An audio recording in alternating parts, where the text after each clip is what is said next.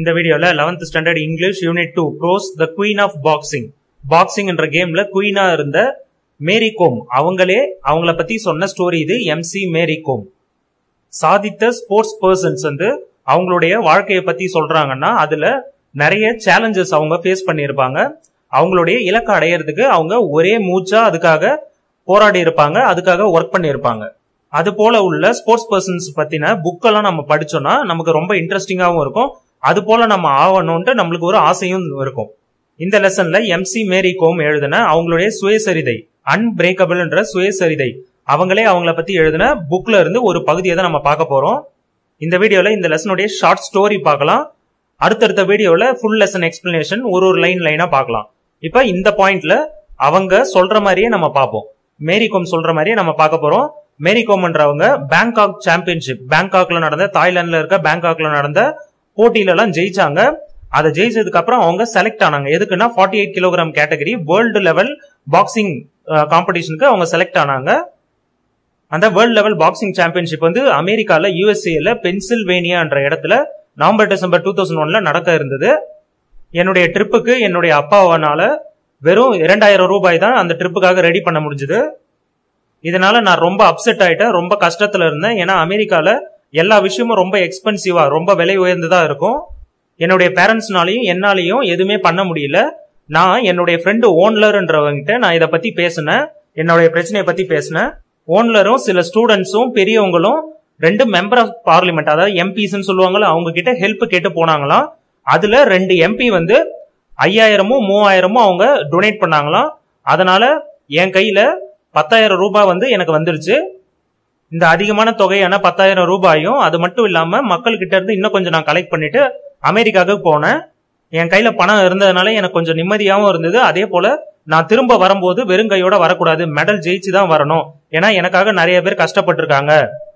அமெரிக்காவுடைய பென்சில்வேனியா இடம் வந்து ரொம்ப கோல்டாவும் அழகாவும் இருந்தது. அங்க வந்து பனி பொழிந்துகிட்டே இருந்தது.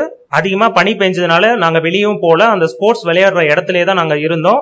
ஆனா நாங்க கொஞ்சம் வெளியே பார்த்தோம். அது வந்து என் கண்ணுக்கு ரொம்ப அழகா தெரிஞ்சுது.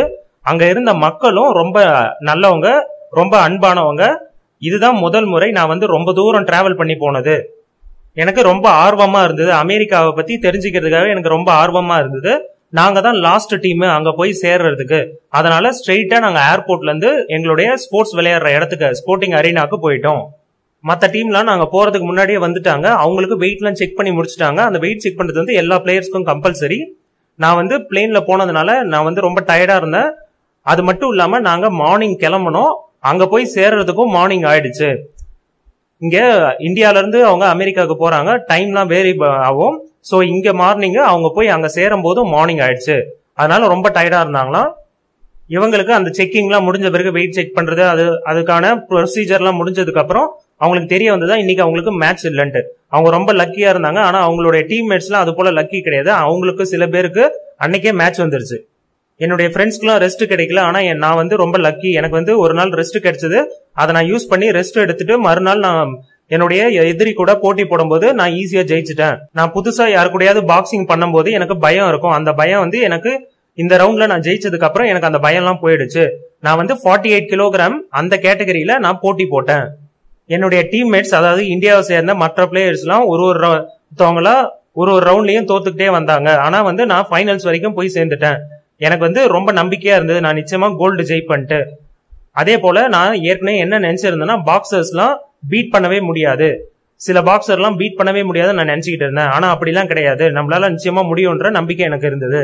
எனக்கு ஒரு ஃபீலிங் இருந்தது, நான் வந்து இந்த கேம்ல மட்டும் ஜெயிச்சிட்டேன்னா இந்த ஈவெண்ட் வந்து என்னுடைய லைஃபையே மாத்திரும். அதனால நான் என்கிட்ட சொல்லிக்கிட்டே இருந்தேன், யார வேணாலும் என்னால ரிங்ல வந்து பாக்ஸிங் பண்ண முடியும், யார வேணாலும் எதிர்க்க முடியும்.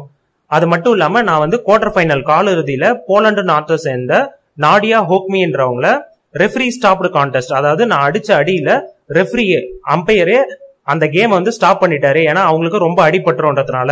நெக்ஸ்ட் செமிஃபைனல்ல கனடா நாட்டை சேர்ந்த அரை இறுதியில ஜேமி பெஹால்ன்றவங்கள தோற்கடிச்சேன் 21-9 என்ற வித்தியாசத்துல. நான் என்னுடைய பாயிண்ட்ஸ் 21, அவங்களுடைய பாயிண்ட்ஸ் 9.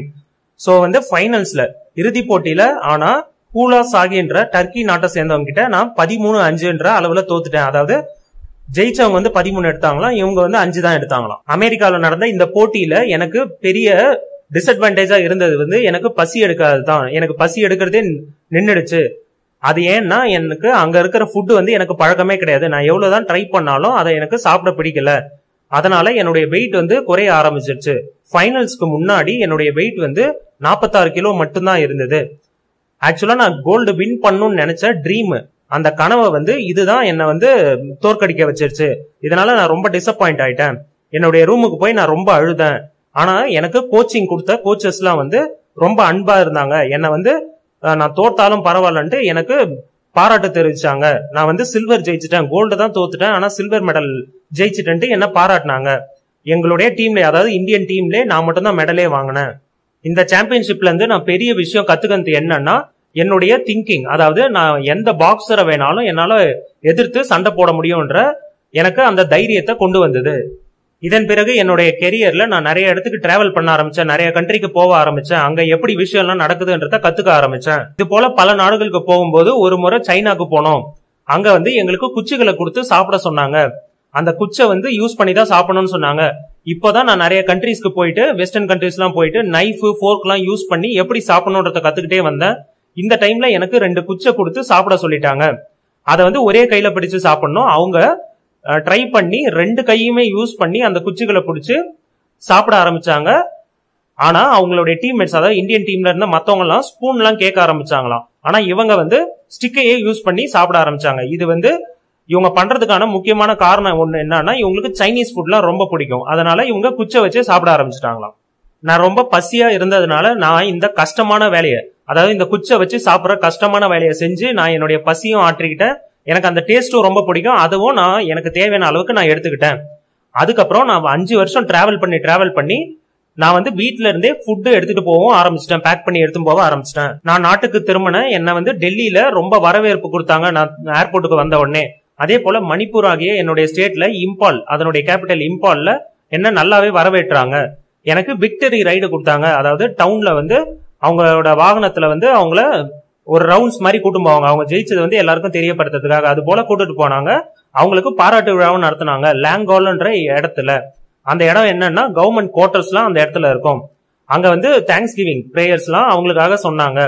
அவங்கள பாராட்டினாங்க. அவங்களுக்கு பாரம்பரிய ஷால் எல்லாம் கொடுத்தாங்க. அந்த டைம்ல அவங்களுடைய கோச் ஓஜா இபோன்சாவும் அந்த இடத்துல இருந்தாரு. அவரையும் மரியாதை செலுத்தினாங்க. அவங்களுக்கும் பாராட்ட தெரிவிச்சாங்க. அன்னைக்கு லேங்கால்ல இருந்த மக்கள் கிட்ட நான் பேசும்போது, ஃபியூச்சர் டோர்னமெண்ட்ஸ்ல நான் நிச்சயமா கோல்டு ஜெயிப்பேன்ற என்னுடைய நம்பிக்கையை நான் தெரிவிச்சேன். நான் முதல்ல அமெரிக்கால ஜெயிச்சல அந்த இன்டர்நேஷனல் மெடல், அந்த சில்வர் மெடல் வந்து எனக்கு ரொம்ப முக்கியம். அந்த ஃபைட்டும் அந்த சண்டையும் அதுக்கு அடுத்த நடந்த எல்லா விஷயங்களும் என்னுடைய மெமரியில பதிஞ்சு போச்சு. ஆனா என்னுடைய உள் மனசுல என்னன்னா, எனக்கு மகிழ்ச்சி கிடையாது. சில்வர் மெடல் ஜெயிச்சது எனக்கு மகிழ்ச்சி கிடையாது. நான் வந்து இந்தியாவில இறங்கின உடனே நான் ஒரு சபதம் எடுத்துக்கிட்டேன். அடுத்த டைம் வந்து நான் நிச்சயமா கோல்டு மெடல் அடிப்பேன்ட்டு. எனக்கு நல்லா தெரியும், என்னால நிச்சயமா பண்ண முடியும். நான் அதுக்கு வந்து தகுந்த ஆள் தான். நான் அமெரிக்கால பென்சில்வேனியால சில்வர் மெடல் ஜெயிச்சேன். அதுக்கப்புறம் கவர்மெண்ட் வந்து எனக்கு பிரைஸ் மணி கொடுத்தது. அது போல கொடுத்ததுனால எனக்கு அந்த டைம்ல இருந்த காசு பணம் சம்பந்தமான பிரச்சனைகள் எல்லாம் கொஞ்சம் தீர்வு அடைஞ்சது எனக்கு. ஆனா அந்த டைம்ல ஜாபும் தேவைப்பட்டது. ஏன்னா லாங் டேர்ம் செக்யூரிட்டி, எனக்கு ஸ்டெடியா இன்கம் வேணும். தொடர்ந்து என்னுடைய வாழ்க்கை வந்து பிரச்சனை இல்லாம இருக்கணும், செக்யூர்டா இருக்கணும்னு நான் விரும்பினேன். அந்த டைம்ல எனக்கு மேரேஜ் ஆச்சு. அந்த டைம்ல என்கிட்ட சேவிங்ஸ் எல்லாம் கிடையாது. ஆனா ஒரு 2 லைஃப் இன்சூரன்ஸ் பாலிசி எல்லாம் இருந்தது. நான் வந்து 2வது வேர்ல்டு சாம்பியன்ஷிப்ல கோல்டு எடுத்ததுக்கு அப்புறம் மணிப்பூர் கவர்மெண்ட் வந்து எனக்கு சப் இன்ஸ்பெக்டர் SI போஸ்ட் கொடுத்தாங்க. அதை வந்து நான் 2005ல அக்செப்டும் பண்ணிக்கிட்டேன். என்னுடைய ரொம்ப நாள் கனவான கவர்மெண்ட் ஜாப் வந்து ஸ்போர்ட்ஸ் கோட்டால நான் அடையணும். அது வந்து எனக்கு கடைசியா கிடைச்சது இந்த SI போஸ்ட் மூலமா. எனக்கு இதன் மூலமா 15,000 மாச சேலரி அந்த முதல் ஜாப்ல கிடைச்சது. இந்த ஸ்போர்ட்ஸ் கோட்டா மூலமா ஜாப் கிடைச்சதுல ரொம்ப முக்கியமான விஷயம் என்னன்னா, நான் மத்த என் கூட ஒர்க் பண்றவங்க போல நான் எந்த நேரம் பார்த்தாலும் வேலைக்கு போகணும்னு அவசியம் கிடையாது. நான் கேம்ப் டோர்னமெண்ட் எல்லாம் முடிச்சுட்டு மீதி நேரத்துல நான் எப்ப வந்து என்னால ஆபீஸ்க்கு போக முடியுதோ அப்ப மட்டும் போனா போதும். ஒவ்வொரு முறையும் நான் போலீஸ் ஸ்டேஷன்ல இருந்து வெளியே போகும்போது, நான் வந்து என்னுடைய கேம்ஸ்க்காக ஸ்போர்ட்ஸ்க்காக போகும்போது நான் லீவ் எடுத்துட்டு என்னுடைய டிபார்ட்மெண்ட்டுக்கு நான் அதை இன்ஃபார்ம் பண்ணிட்டு போனா போதும். என்னுடைய மேரேஜுக்கு அப்புறம் நான் நிறைய மெடல்லாம் ஜெயிக்க மாட்டேன்ட்டு நிறைய பேர் என்னுடைய ஃபேமிலிலையும் ஃப்ரெண்ட்ஸ்லயும் சொன்னாங்க. அந்த ஸ்பெகுலேஷனுக்குலாம் நான் வந்து நிறைய மெடல் ஜெயிச்சு நான் ஒரு முடிவு கட்டிட்டேன். ரஷ்யாவில் நடந்த 3வது வேர்ல்டு சாம்பியன்ஷிப், அதாவது பொடால்ஸ்குன்ற இடத்துல ரஷ்யாவில் நடந்த 2005ல நடந்த பாக்ஸிங் சாம்பியன்ஷிப்லயும் நான் ஜெயிச்சிட்டேன். அந்த டைம்ல சரிதாவும் பிரான்ஸ் மெடல் வின் பண்ணாங்க. சரிதா வந்து இந்தியன் டீம், அவங்களும் பிரான்ஸ் மெடல் வின் பண்ணாங்க. இம்பால் ஏர்போர்ட்ல, மணிப்பூருடைய கேபிட்டல் இம்பால்ல ஏர்போர்ட்ல இவங்களுக்கு ரொம்ப வெல்கம் வந்து ரொம்ப பாராட்டு விழாலாம் நிறைய நடந்தது. இவங்கள செமையா வரவேற்றாங்க அப்படின்னு சொல்றாங்க. அதே போல பாக்ய சந்திரா ஓபன் ஏர் தியேட்டர் அந்த இடத்துல இவங்களை கூட்டிட்டு போவாங்களாம். அந்த இடத்துல இவங்களுக்கு வந்து பாராட்டு விழாலாம் நடத்தினாங்களாம். 2001 இருந்து 2004 வரைக்கும் இவங்க நிறைய மெடல் ஜெயிச்சாங்களாம். குறிப்பா வந்து கோல்டு மெடல். அதே போல சீனியர்ல பாக்ஸிங் சாம்பியன்ஷிப் எல்லாத்துலயும் இவங்க மெடல் ஜெயிச்சாங்களாம். அதே போல செகண்ட் உமன் பாக்ஸிங் சாம்பியன்ஷிப் 2002 நடந்ததும், செகண்ட் ஏசியா லெவல் நடந்த ஹிசார்னா இந்தியால இருக்கிற இடம், அந்த இடத்துல 2003 நடந்த ஏசியன் பாக்ஸிங் சாம்பியன்ஷிப்லயும், பேயஸ் ஹங்கேரியில பேயஸ் என்ற இடத்துல விச் கப் பாக்ஸிங் சாம்பியன்ஷிப்லயும் இவங்க எல்லாம் ஜெயிச்சாங்க. அதாவது 2001 இருந்து 2004 வரைக்கும் நிறைய ஜெயிச்சு நிறைய பட்டங்கள்லாம் வாங்கினாங்க. இவ்வளவு மெடல் நான் ஜெயிச்சிருந்தோம். எல்லாரும் என் மேல டவுட் வச்சிருந்தாங்க. ஏன்னா வந்து மேரேஜுக்கு அப்புறம் நான் வந்து மெடல் எல்லாம் ஜெயிக்க மாட்டேன்னு என் மேல டவுட் வச்சிருந்தாங்க. ஆனா மேரேஜுக்கு அப்புறம் நான் வந்து 3rd 4th world woman சாம்பியன்ஷிப்ல second வரைக்கும் சொல்லியிருந்தாங்க 2002. அதுக்கு அடுத்தது 2005லயும் 2006லயும் 3rd 4th வேர்ல்டு சாம்பியன்ஷிப் நடந்தது. அதுல நான் கோல்டு ஜெயிச்சு வெட்டிங்க்கு அப்புறமும் மேரேஜுக்கு அப்புறமும் என்னால கோல்டு ஜெயிக்க முடியும்ன்றத நான் எல்லாருக்கும் ப்ரூவ் பண்ணேன். நான் நிறைய சாம்பியன்ஷிப்ல மெடல்லாம் வாங்கினேன். எங்கெங்கெல்லாம் தாய்வான்ல நடந்தது, வியட்நாம்ல நடந்தது, டென்மார்க்ல நடந்தது, அது போல பல இடங்கள் நடந்ததுல நான் மெடல்லாம் ஜெயிச்சேன். ஆனா எனக்கு ரொம்ப திருப்தி தந்தது வந்து என்னுடைய வேர்ல்டு டைட்டில் 2006 நடந்த 4th வேர்ல்டு சாம்பியன்ஷிப் நியூ டெல்லியில நடந்தது, இந்தியாவில் நடந்தது. அந்த இடத்துல ரொமேனியா நாட்டை சேர்ந்த ஸ்டெலுட்டா டூட்டான்றவங்கள நான் ஜெயிச்சதுதான் எனக்கு வந்து ரொம்ப பெரிய அச்சீவ்மெண்ட் நான் கருதுறேன். ஏன் இதை நான் ரொம்ப முக்கியமா கருதுறேன்னா, இந்தியாவிலே என்னுடைய ஹோம் கண்ட்ரிலே என்னால ஜெயிக்க முடிஞ்சது. இந்த டோர்னமெண்ட்ல இந்தியாவை சேர்ந்த நிறைய பாக்ஸர்ஸ் வந்து நல்லாவே சண்டை போட்டாங்க, நல்லாவே பாக்ஸிங் பண்ணாங்க. இந்தியாவுக்கு வந்து 4 கோல்டு 1 சில்வர் 3 பிரான்ஸ் மெடல் கிடைச்சது. ஓவரால் டைட்டிலும் இந்தியாவுக்கு தான் கிடைச்சது.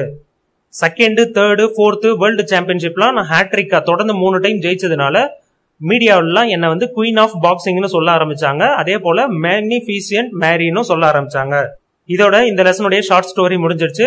கடைசியா குயின் ஆஃப் பாக்ஸிங் என்றதுல வந்து முடிக்கிறாங்க. அதுதான் நம்ம இந்த லெசனுடைய டாபிக்காவும் கொடுத்திருந்தாங்க. புரிஞ்சிருக்கும்னு நினைக்கிறேன்.